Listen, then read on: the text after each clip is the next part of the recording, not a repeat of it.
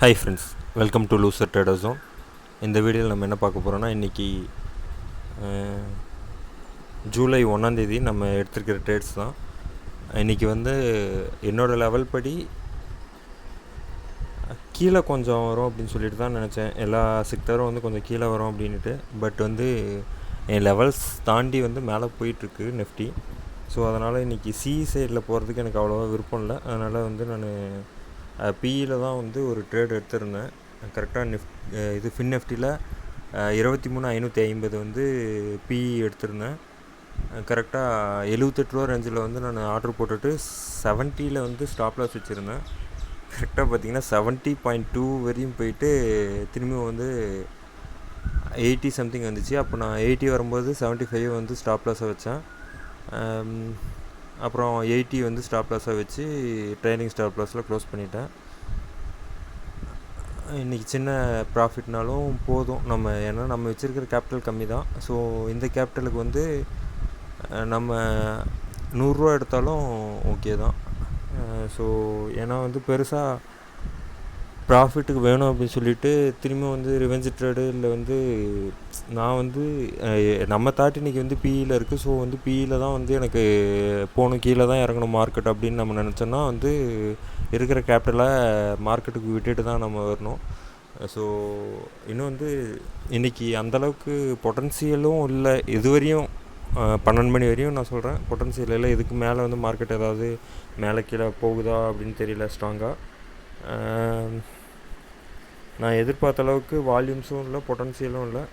அதனால் சரின்னுட்டு நான் இன்றைக்கி ட்ரேடை இப்படியே க்ளோஸ் பண்ணிடலாம். க்ரீனுன்னா க்ரீன், எப்படின்னாலும் க்ரீன் தானே. நம்மளுக்கு 10 ரூபா வந்தாலும் க்ரீன் தான், 10,000 வந்தாலும் க்ரீன் தான்.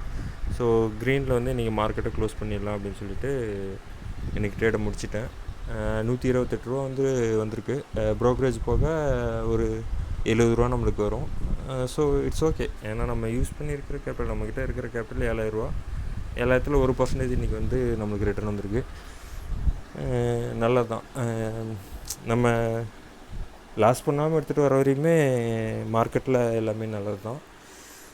அதுவும் இல்லாமல் லாஸ்ட் வீக்கில் 3 நாளுமே நம்மளுக்கு நல்லா ப்ராஃபிட் வந்திருக்கு. ஸோ முடிஞ்ச வரையும் இந்த மந்த்தை இப்படியே க்ளோஸ் பண்ணால் கூட நல்லா தான் இருக்கும். ஏன்னா நமக்கு கிட்டத்தட்ட ஒரு 6,000 ரூபா இன்வெஸ்ட் பண்ணி கிட்டத்தட்ட 6,000 ப்ராஃபிட் எடுத்துட்டோம். ஸோ அதனால் போதும், இந்த மந்த்துக்கு உண்டான இதே ஓகே, 100% நம்மளுக்கு வந்துருச்சு. நிறைய அக்ரெசிவாக டெய்லியுமே ட்ரேட் எடுக்கணும், அந்த மாதிரி செய்யும்போது தான் நம்மளுக்கு கொஞ்சம் மார்க்கெட்டை வச்சு செஞ்சிடும். எல்லா நாளுமே நம்மளுக்கு ட்ரேட் கிடைக்கணும்னு சொல்ல முடியாது, எல்லா நாளும் ப்ராஃபிட் பண்ண முடியாது. ஸோ ட்ரேடிங் டேஸ் அவாய்ட் பண்ணாலும் நல்லது தான். கரெக்டான ஆப்பர்ச்சுனிட்டி கிடைக்கும்போது நம்ம மைண்ட் செட்டும் கரெக்டாக இருக்கும்போது தான் நம்ம ட்ரேட் பண்ணணும். இப்போ இன்றைக்கி எனக்கு மைண்ட் செட் கீழே இறங்கும் அப்படின்ற மைண்ட் செட்லேயே தான் இருக்கேன். பட் மார்க்கெட் மேலே போகுது. நான் கீழே இறங்குன்னு நினைக்கிறதால மார்க்கெட்டை கீழே இறங்குன்னு சொல்லவும் முடியாது. ஸோ அந்த மாதிரி நம்ம மைண்ட் செட் சரியில்லாத நேரத்தில் ட்ரேடை அவாய்ட் பண்ணிவிட்டு 1 or 2 days கூட நம்ம கேப் விட்டு செய்கிறது நல்ல விஷயந்தான். அதுவும் இல்லாமல் நல்லா ப்ராஃபிட்டில் இருக்கும். ஸோ 3 நாளாக நல்லா ப்ராஃபிட் இருந்துச்சு. ஸோ ஒரு 2-3 நாள் கேப் விட்டதில்ல, தப்பு இல்லை. என்னோடய டார்கெட்டே இப்போ ஒரு 5,000 ரூபா யூஸ் பண்ணுறோன்னா 10% 500 ரூபா வந்தால் போதும் அப்படின்றது தான் என்னோடய டார்கெட்டு. அதனால் அப்படியே நம்ம மெயின்டைன் பண்ணிக்கலான்ட்டு இன்றைக்கி டேவை க்ளோஸ் பண்ணிட்டேன்.